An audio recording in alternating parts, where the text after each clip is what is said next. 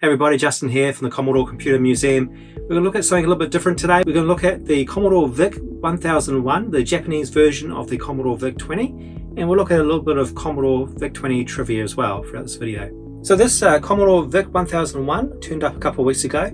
I unboxed it during one of the Commodore computer shows and managed to fire it up this weekend. I'll show you how it all works in a few minutes as well. A little bit of trivia about the Commodore VIC-20. Jack Trammell was the CEO of Commodore Computers. He was concerned about the cheap Japanese computers that were flooding the market. So he said these famous words, and I'll quote it. He said, "The Japanese are coming, so we must become the Japanese." That philosophy that Jack had turned the computer industry upside down. And as a result, one of the most popular computers of all time, the Commodore VIC-20, was released in 1981. But one whole year before this,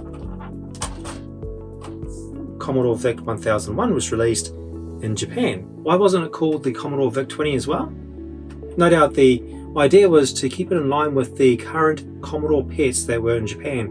They started from the Commodore PET 2001 and right up to the 8000 series. This was the 1000 series, so it was the entry-level model of the Commodore computer. Even though the Commodore VIC-20 came out into the European and US market, it retained the 1000 series coding or model numbers for the cartridges. So they retained the 1000 series identification on the cartridges, even though the Commodore 1001 was released as the Commodore VIC-20 in the European and US market. So you notice that the keys on both the 1001 and the VIC-20 are exactly the same. The PET style keys, that's what they were called, or that's what we call them now anyway. It's because they're the same style keys that were in the latest series of the Commodore PETs. The main difference, of course, with the VIC-20 is the VIC-1001 has Japanese Katakana characters, replacing the left-hand PETSCII characters on the keys.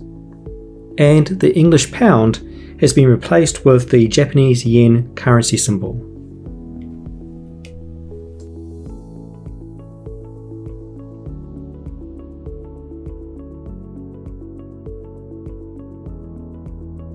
If you disassemble the Commodore VIC-1001 and also the PET style key VIC-20, you'll find it has a hidden numeric keypad underneath the function keys. Now originally the Commodore VIC-20 and the VIC-1001 was going to have a numeric keypad, or most likely Commodore just utilized the Commodore PET 8000 series, I think it would be, for the new Commodore VIC-20s. That's what Commodore basically did. They utilized things that were spare and available, which is a pretty cool sort of concept really, because rather than going to waste, and it saves money as well. The Japanese version of the Commodore VIC-20 wasn't the only unique VIC-20 that came out. Apparently also one in Sweden came out that was quite unique. I haven't seen one of those myself, but I also have this one here from Germany. The German version was not called the VIC-20 either. It was called the VIC-20, so they dropped the I off the word Vic because VIC apparently sounds like a German swear word. This worked out pretty well though for Commodore, because they managed to market the VIC-20, or now the VC-20, as the Volks computer, or the people's computer. Much like the iconic brand in Germany, the VW, or the Volkswagen, or the people's car, the Volks computer proved to be very popular in Germany. Jack Trammell, the CEO of Commodore Computers, had a philosophy that computers should be for the masses, not for the classes.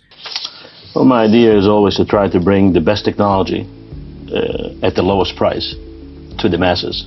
We are a company which we like to sell to the masses, not to the classes. In other words, he was saying that every home, every person should be able to afford a computer.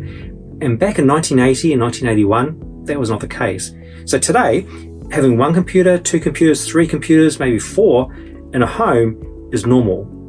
But back in 1980, 1981, that was not the case, because computers were very, very expensive. And the Commodore VIC-20 was released in the US for $299, while the Texas Instruments I have to look up what this code is, the TI-99/4A was costing $599. So it gives you a good example of how the VIC-20 was the people's computer. was a computer that people could afford. As a result, the VIC-20 was the first home computer to reach 1 million units sold, and also the first computer to reach 2 million units sold, because people could afford it. And love Jack, hate Jack, love Commodore, hate Commodore. I love Commodore, of course. But if it wasn't for Jack's philosophy and also Commodore computers, having 1, 2, 3, 4 computers in the home today may not have been a reality, or at least may not have happened so early, because Commodore really made computers drop in price to try and compete with the Commodore VIC-20 and later the Commodore 64, because Jack wanted a computer in every home. Quite a businessman and quite a visionary, really. Inside the VIC-1001, the unique chip of interest is the MOS 901-460-02. This is the character ROM which gives us the Japanese text characters.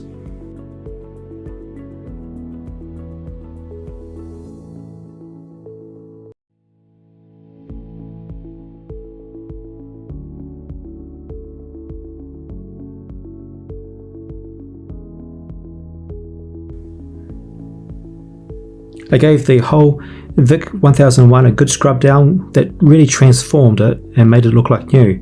I was quite lucky. I just used spring fresh wipes and Jif, and it came out quite sparkly. You can't really see it from this video, but it is really quite stunning.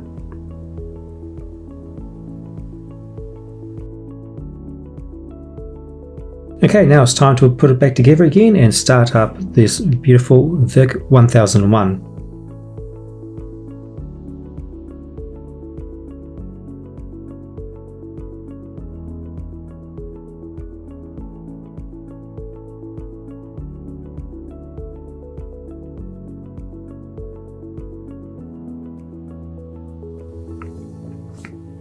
When you start up the VIC-1001, it looks pretty standard. It looks like a VIC-20. If you press the Shift lock key and then tap the Commodore key, your keyboard is now transformed into a Japanese style QWERTY keyboard. All the letters are now Japanese Katakana.